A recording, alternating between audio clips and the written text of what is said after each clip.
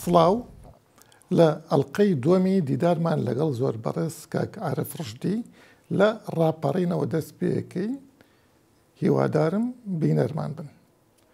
بەڕێز کاک عارف سڵاو. ساڵی 1991 ڕاپەڕینی مەزنی گەلی کوردستان سەری هەڵدا. بەڕێستان ئەو کاتە لە دەڤەری بادینان بوون. دەوری ڕێکخراوی کۆمەڵی ڕەنجدەران بەگشتی لێوێکی بوو. مەبەستم لە بادینانە. بەڵێ دوای ئەوەی کا خۆمە ڕێخستەوە و دوو برادر لە سەرەوە هاتنە ناوشار کە کاک مستەفای سەید قادر و مامۆستا ئەمین بوون و لە شاری قەڵاتزێەوە دەست بە خۆڕێخستنەوەمان کرد. و دوای ماوەیەک ئەو بوو شەڕی کوێت و عێراق دەستی پێ کرد. لەو ماوەیە ئاگدار کراینەوە کە ئەم ڕووداوە بە ئاسانی تێناپەڕێ و کۆمەلگای نێودەوڵەتی و وڵاتە جەهێزەکان بێدەنگ نابن ئەگەر عێراق پاشەکشە نەکات شارێکی گەورە ڕوئەداتن و پێمان وایە لەو شەڕە دەبێت ئێمە دەرفەت بێنین بۆ ڕاپەڕینێکی جەماوەری و لەوانەیە لە هەموو عێراقش ئەو ڕاپەڕینە ڕوو بدات. ئەیتر کۆمەڵێک ئامۆژگاری و ڕێنماییان بۆ ئێمە نارد کە بۆ خۆ ئامادەکاری. ئێمە بەقەدەر توانێ خۆمان هەر بۆ ئاگداریتان پێکهاتەی کۆمەڵە لە دەبەری بادینان ئەوانەی کە ئێمە ئیدارەمان دەدا تا ڕاپەڕین لە 6 کەس تێنە ئاپەڕین. بەڵام خەڵکی چاک و ڕێک و پێک و بە ئەزموون بوون. توانیمان چەندین مەفرەزەی چەکداری ناوخۆ دروستکەین بەپی ڕێنماییەکان لە کەسانی سەر بە ڕێخستن یان ئەو کەسانەی کە توانیمان قسەیان لەگەڵکەین. هەروەها ئەیتر چەند وەزعەکە گەرمتر دەبوو چالاکیمان زیاتر ئەبوو. ماوەیەکیش نامەیان بۆ ئێمە نارد کە نامەی سەرکردایەتی دابەشکەین بەسەر ئامر فەوجە خەفیفەکان و ئەو دام و دەستگایانێ سەر بە حکوومەتن و ئەوەی کە جێگای باوەڕن کە ئێمە بتوانین قسەیان لەگەڵ بکەین بە مەبەستی ئەوەی کە بەشدار بن لە ڕاپەڕینە و هاوکارمان بن ئەگە هاوکاریش نەبن زەرەرمان پێ نەگەێنە بێلایەن بن ئەو کارشمان کرد. هەروە چەندین شتر وەکو ئامادەکاری سوتەمەنی ئازوقە شتیواشمان گلدایەوە لە چەند شوێنێک. ئەیتر پرۆپاگەندەی باششمان پێیا کرد لە ناو خەڵکە بۆ هاندان و ئامادە بوون. یعنی ئەو ئەرکانەی پێش ڕاپەڕین ئەوەی پەیمان دەکرا ئامادەسازیمان بۆ کرد. زۆر باشە. ساڵی 1994 کۆنگرەی یەکێتیە بەسترێ. بەڕێزیشت بەشدار بوو لەو کۆنگرەیە. بەڵێ دوای ڕاپەڕین بەرەی کوردستانی هاتە گۆڕێ و ئیدارەی شارەکانی کوردستانیدا کە بەرەی کوردستانی دابش بوو بەسەر یەکێتی نیشتوانی کوردستان و پارتی دموکراتی کوردستاندا دوهۆک بەر پارتی کەوتبوو.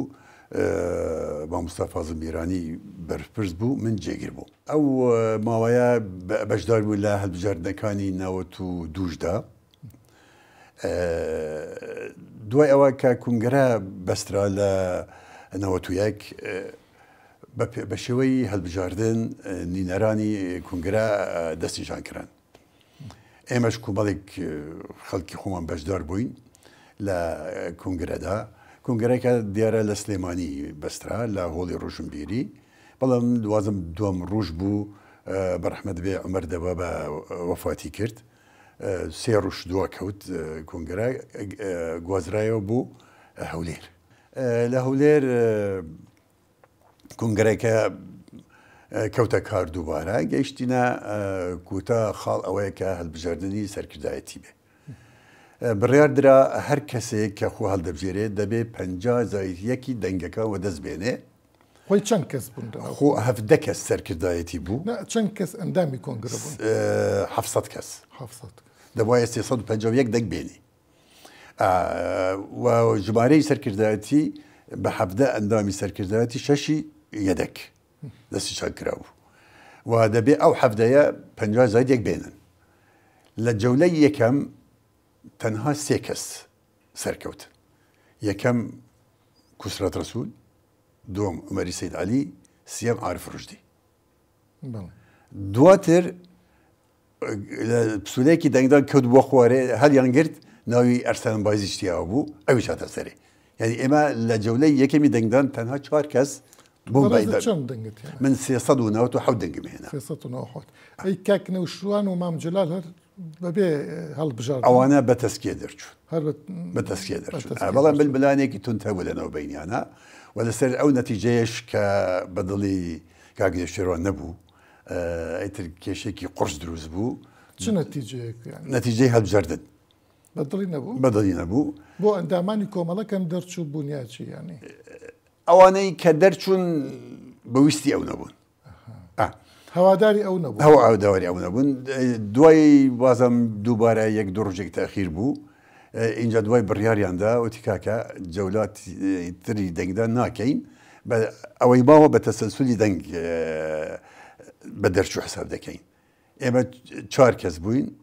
ئەوانیش 2 کەس بوون بوو بە 6 کەس لەگەڵ مام جەلال و اینجا ئەوانی ترش بە تەسەلسل بوو 7 کەس اینجا 6 احتیاطش ینی 7 زائد 6 23 کەس بەو شێوەیە دەرچوون بەڵێ تۆ دوای ئەو کە بوویتە ئەندامی سەرکردایەتی بڵین ئەرکرچی بوو بووم بە لێپرسراوی مەڵبەندی چواری دهۆک لەو کاتەوە تا ساڵی چەند تا دوای انتخابات تا ساڵی 1993 تا 93 لە دهۆک بوو اینجا گوازرامەوە بوو مەکتەبی ڕێکخستنی هەولێر بەڕێزت دوای ساڵی 96 هەیتە سلێمانی لە سلێمانی پۆستت چی بوو ینی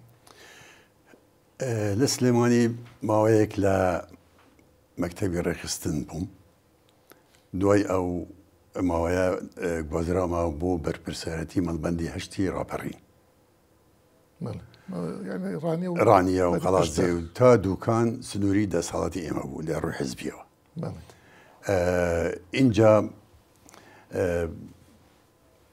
بۆ دووبارە کە ئەرکەکەم لەوێت تەوا بوو دوای 2 ساڵ و نیوێک گەڕامەوە مەکتەبی ڕێکخستن و دوای کنگرەی سیەمیش بووم بە مەسئولی ناوەندی پێگەیاندنی کادران زۆر باشە دوای یەکگرتنەوەی دوو ئیدارەی بڵین دەڤەری سەوز و دەڤەری زەرد یا ئەو دوو دەڤەرە وەک باسەکرێ بەڕێزت هاتیتەوە هەولێر ئەو ماوەیە من گوازرامەوە بۆ مووسڵ مەڵبەندی مووسڵم وەرگرت لە 2003 تا 2004 لەوێ مامەوە چکو دوو جاریش بەرپرسیارەتی نینەوە مووسڵم وەرگرت هەر بالمناسبە کە عارف مووسڵ ئەوەنە کوردی تایە ینی پێویستی بە مەڵبەندێک بێ کوردی زۆری تێدایە چ مرکزی شاریش ینی لایەنی چەپی مووسڵ زۆرینەیەکی کوردی تێدایە بەمازەنەی بەڕێزت یا وەک ئامار لات بێ ڕێژەی کورد لە مووسڵ و دەوروبەری چەند دەبێت وڵی هیچ داتایەک لەبەردەست نییە وەک مەزەنە باوەڕ دەکەم ئەگە بە قەزە و ناحیەکانەوە حساب بکەی وەک محافەزەیانی بەڵێ وڵی لە کەمتر نییە لە مەلیونێک ینی وەک تێبینی ئەکرێ کورد لە هەڵبژارنەکانە نزیکەی لە 133 دەنگەکان لە 130 لە مووسڵ دێنێ بۆیە ینی کەواتە سێیەکی مووسڵ ئەبێ کوردکەمەوە بەڵێ کاتی خۆی بە پێی بەڵگەی مێژووی زۆرینەی مووسڵ کورد بووە وڵاتی مووسڵ بەڵێ کورد بووە ینی نەنە تەنانەت مرکزی مووسڵ خۆی بە پێی بەلگا مێژوویەکان زۆرینەی کورد بووە اینجا خەڵکی عەرەب و غەیرە عەرەب تعریب کراوە بەڵێ تا ئێستاژەوەی پێوە دیارە بەڵێ پێوە دیارە زۆرش تو تا ساڵی چەند لە مووسڵ بوویت من دوو جار بەرپرسارەتی مووسڵ وەرگرتووە 2003 بۆ 2004 و 2012 بۆ 2014 کوردەکانی ئێوە چۆنن لە مەسەلەی کوردایەتیە پێت وایە بە تایبەتی لەگەڵ تەنزیمەکانی ئێوەیە بەشێکی بەڵێ بەشێکی زۆریان لایەنگیری کوردایەتی بوون يعني دا باش بوو مثلا حزب کوردیەکان دا بە تایبەتی پارتیوەکەتی بەڵام نفوزی پارتی زۆر باڵاتر بوو لە هەموو لایەنەکانی دیکە لە هەڵبژاردنەکانیشە ئەوە دەرەکە لە هەڵبژاردنەکانیشە بەشی هەرە زۆری کورسیەکانی چی پەرلەمانی بێ یان ئەنجومەنی پارێزگاکان بێ سەر بە پارتی بوون. باشە بەڕێزت ساڵی 2014 لەپڕ بەلای منەوە هەڵبەتە وەک بینەرێک واز لە یەکێتی دێنیت با بڵێم پێشەچی یا ئێرهاساتی ئەم وازێنانە لە کێوە دەست پێەکە تێبینیت چی بوو چۆن گەیشتیتە ئەو بڕیارە ئەگەر بڵێم سەختە لەوانەیە سەخت بێ پیا چەند ساڵ 40 ساڵ مەسەرەن لە ناو حیزبێکا بێت و لەپڕ ماڵاوایی لێ بکە. بە دڵنیایەوە دوای 38 ساڵ مانەوەم لەناو حزبێکە بە خۆڕایی نەبووە کەسێتێکی کاریگەر و میحوەریش بدەوە نیە لاوە چی بوو بیت لە ناو حیزب بەتاکید ئێمە دەتوانین لە ڕعیلی دووەمی دروستکەرانی یەکەتی بووین بەڵام کە ڕووم کردە حەزبایەتی لە بنەڕەتە بە مەبەستی کوردایەتی بووە باوەڕم بە گەل و وڵات و دروستبوونی ڕۆژێکی پرشنگداری ئەم گەلە هەبووە باوەڕم بەوە بوو کە کورد پێویستە ببێتە دەوڵەت و هەر کاتێک کوردایەتی خەفە بوو بێت من لەوێ نەبووم کوردایەتی گەشت بوو بێت من ئامادە بووم لە هەر کوێ کوردایەتی هەبوو من لەوێم ئەوە مەبدەئی منە لە ناو یەکێتیا بووین تا ئەوەی کە باوەڕمان بە مافی چارەنووسی گەلی کوردستان هەبوو بەڵام هەستم پێ دەکرد نەک لە 2014 پێش 2014 گومانەکانی لە کێوە دەرەکەون لە سیاسەتە گشتیەکانی یەکێتیا مەسلەی کوردستانیەت و مەسلەی چارەنووس و ئەوانە وردە کاڵ دەبووەوە لە کێوە ینی ئەوەی من هەستم پێکرد بێت بە جددی لە 2010 بەڵێ تەنانە بوو لە کنگرەی دووەم طبعا ناوی یەکەتی ئیجتیماعی کوردستان بوو هەوڵیان دەبکەنە یەکەتی ئیجتیماعی کوردستانی عێراق قبوڵمان نەکرد لەو کاتەوە بیرم کردەوە واتە دوورکەوتنەوەیەک هەیە لەو بیر و باوەڕێک کە من قەنەعەتم پێ هەیە لەو بیر و باوەڕەیە کە ئێستا پیادە دەکرێت ئەیتر هەوڵماندا چاککەینەوە زۆر هەوڵماندا نەک من دەیان کادری پێشکەوتووی ئەو حزبە کە پیاوی کوردایەتی بووین و ئێستا شەندێکیان لەوێ جۆمێرانەماون بەڵام هیچ دەسەڵاتیان نییە بەڵام هیچمان پێ نەکرا بەرامبەری ئەو مەدەی کە بە پێچەوانەی ئەو خواستەمان بوو سێ دوای گەشت بە قەنەعەتێک مانەوەم لە شوێنێک کە شوێنی من نییە بمێنم یعنی خۆکوژیە یعنی مشکلت هەر لانی نەتەوەی بووە لانی فکری و تەنظیم و جا من ئێستا بۆ چیەکەمەوە کێشەم لە سێ لادان بوو لادانێکی مەسەلەی نەتەوایەتی و نیشتیمانی لادانێکی فکری چونکە ئێمە لە کۆمەڵەیەکی مارکسی لینینی بەرەو سوسیال دیموکرات بەرەو پاشەکشە لە مەسەلەی نەتەوایەتی یعنی هیچ یەک ناگرتەوە ئەو یان هیچ یعنی پاشەکشە لە سوسیالیست لە سوسیال دیموکراتی و اینجا خاوبوونەوەی مەسەلەی نەتەوە و نیشتیمان با بڵێم هۆکار و نیشانەکانی خاوبوونەوەی مەسەلەی نەتەوایەتی لەناو ئەو حیزبە چی بوو؟ باوەڕ نەمان بوو بە ئەوەی کە مافی چارەنووس شتێکی ڕەوایە بەڵکوم گەیشت ناو قەنەعەتە وتیان ئەوەی کە ئێستا لە عێراق ڕوویداوە بووتە دەوڵەتێکی فدرالی کەوانیە ئەوە کوتایی بە مافی چارەنووس هاتووە سەرۆکایەتی مام جەلال بۆ عێراق تەئسیری هەبوو لەوە بە زۆریش بە دوای ئەوەی کە ڕەحمەتی مام جەلال بوو بەسەر کومار ئەو مەسائلانە بە یەکجار خاوبوونەوە تێکەوت جا سیەم خاڵیش لادانێکی ڕێکخراوەیی بوو یعنی هیچ ڕێز و حرمەتێک بۆ پەیڕەوی ناوخۆی حزب نەما بوو دەم و دەستگای حزب نەما مەحسوبیەت و مەنسوبیەت و تەکەتل و تەکەتلکاری تەکەتل ئەگەر هەبێ لە ناو حزبێکدا لەسەر بنامایەکی فکری سیاسی بێ ڕەوایەتە حەدێک دەبێتە بنانەیەکی جۆمێرانە بەڵام تەکەتل لەسەر بنامای دەستەگەری بەرژەوەند خوازی و قۆڕکاری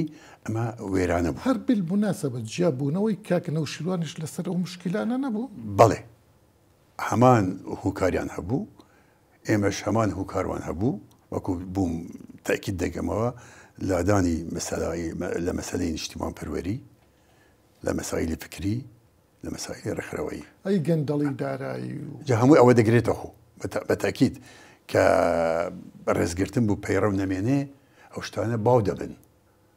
زۆریش هەوڵماندا یعنی با هەر نمونەیەکتان بۆ گێڕمەوە ئەوە لەوانەیە نهێنیەکیش بێت. پێش دەستپێکردنی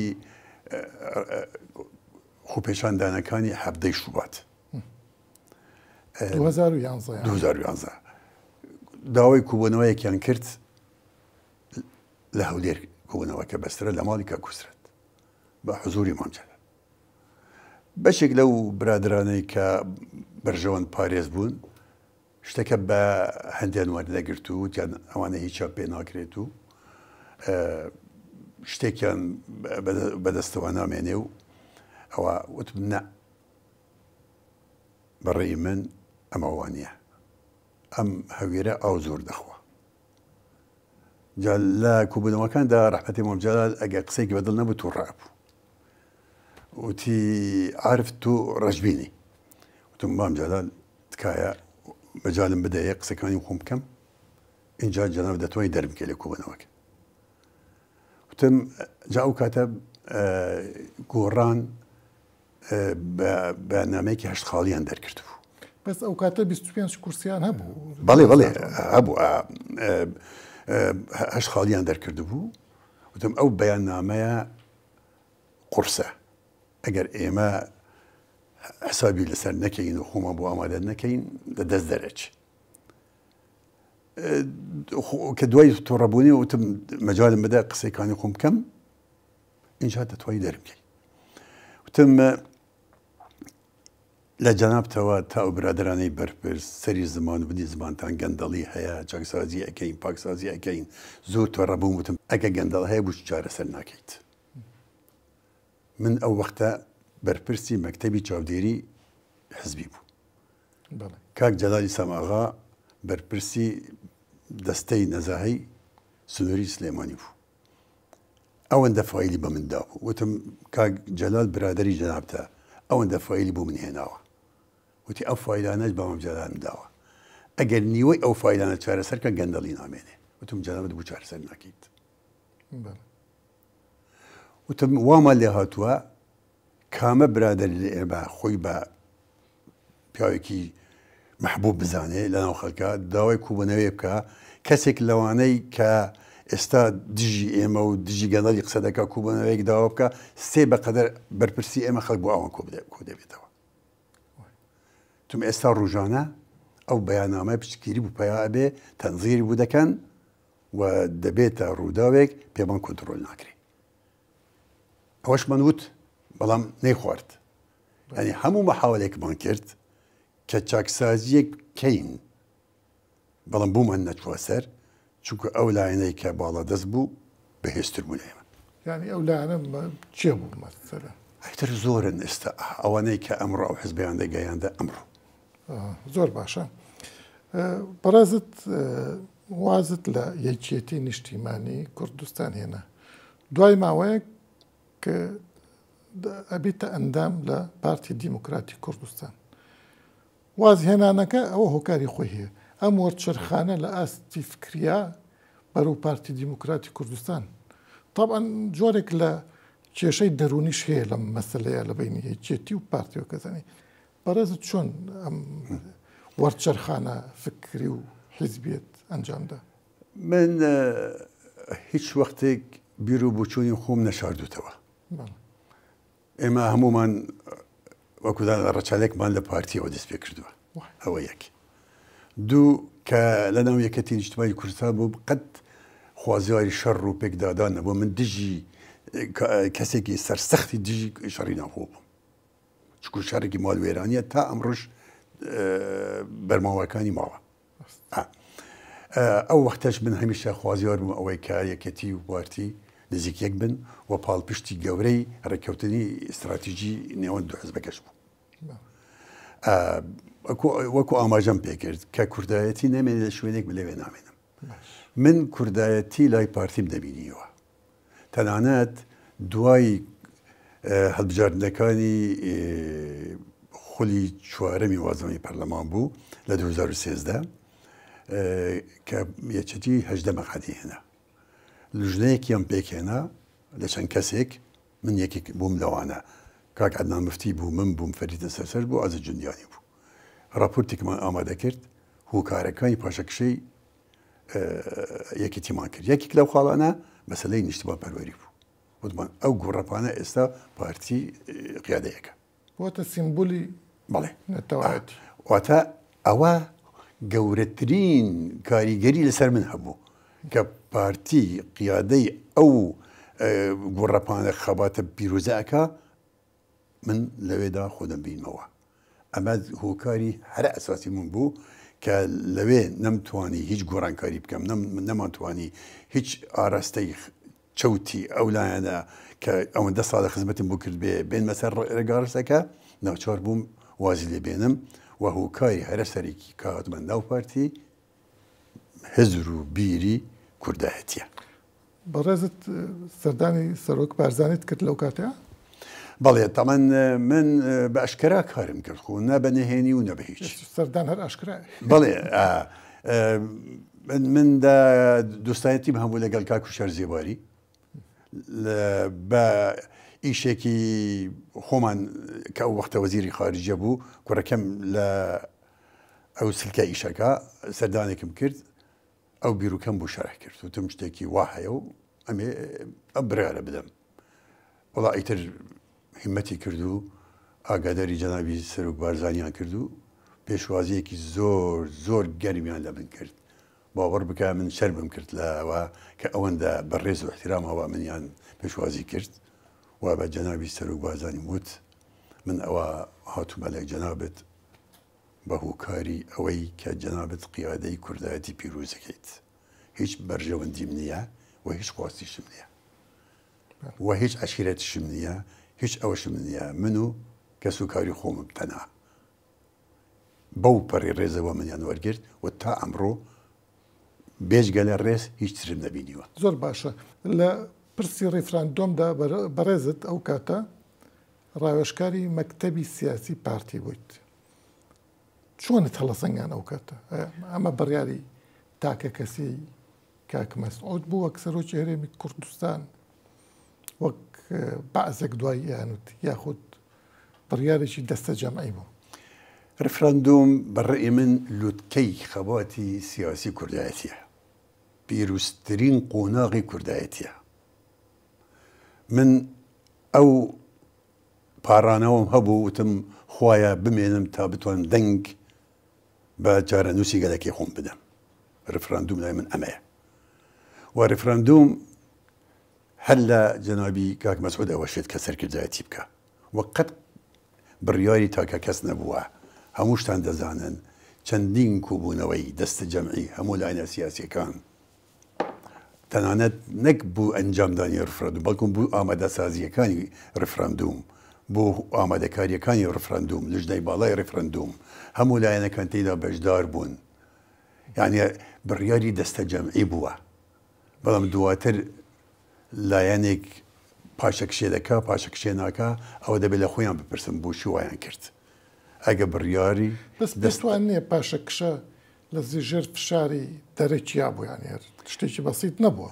بەڵێ بەڵام بۆ لایەنێکی سیاسی دروشمی کوردایەتی هەڵگرت بێتن ئەوەندە ساڵە باسی چارەنووس بکات نابێ هیچ فشارێک تەسیری لێ بکە چونکە کە حزب خۆی دروست بووە بۆ مەبەستێکە، مەبەستێک گەل و وڵاتە. ئەگە ئەوە نەبێ بۆ چییە؟ کاک عەرف ئەمە لەوە چێ دوا پرسیارم بێ کاتڕاومەنێ. بەڕێزت 38 ساڵ ئەزمونە لە ناو یەکێتی نیشتیمانی کوردستان هەیە. هەرگیز چاوەڕانی کارەساتێکی وەک 16 ئۆکتۆبر دەکرد لەسەر دەستی ئەو حیزبە کە ئەبێ نیشتیمانی بێت؟ بەو هۆکارانەی کە من وازم لەو حیزبە هێنا بەڵێ ئەگەر لادانی نیشتیمانی هەبێت و لادانی فکری هەبێت و لادانی ڕێکخراوی هەبێت ئەبێ چاوەڕوانی ڕووداوی واش بکەین. بەڕێز کاک عارف زۆر سوپاس ماندوومان کردی. بینەرانی بەڕێز بەم شێوەیە هاتینە کۆتایی دیدارمان لەگەڵ بەڕێز کاک عارف سیاسەتمەداری ناسراوی کورد تا بەرنامەیەک و میوانێکی تر و دیدارێکی تر خواتان لەگەڵ.